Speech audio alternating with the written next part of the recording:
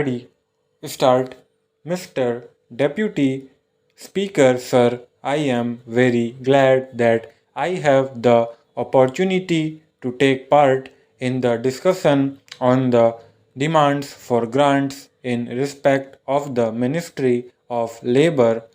I am very happy we have got a very good Labour Minister, but I do not know whether he is able to take all the steps necessary to improve the labor situation in this country at this critical moment.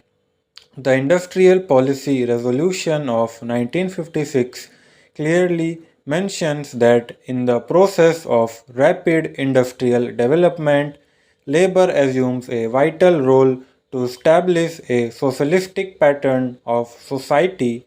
The main problems facing the working class are of getting adequate wages, essential commodities at prices they can afford, some sort of shelter and cloth.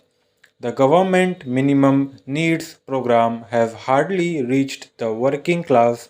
The vast majority of laborers are unable to make both ends meet.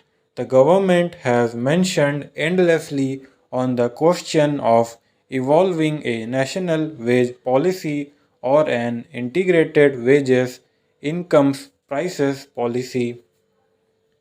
In the Labour Ministers' Conference some time back, it was suggested that steps should be taken to enforce the minimum wages in the different industries. It was also suggested that non implementation of minimum wages should be declared as a cognizable offence and the offenders should be arrested.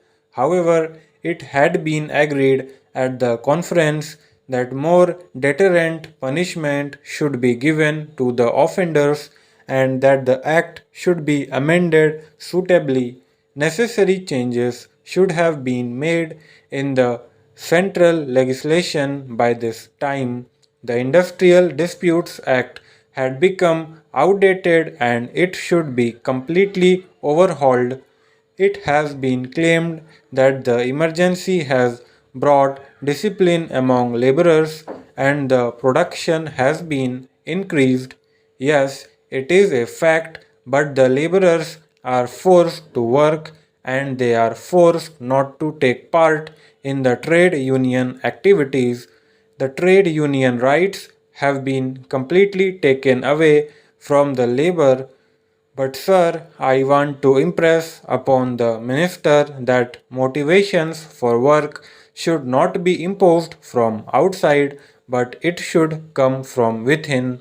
A contented labor force is an asset to the development of industries. You have taken away the permitted bonus.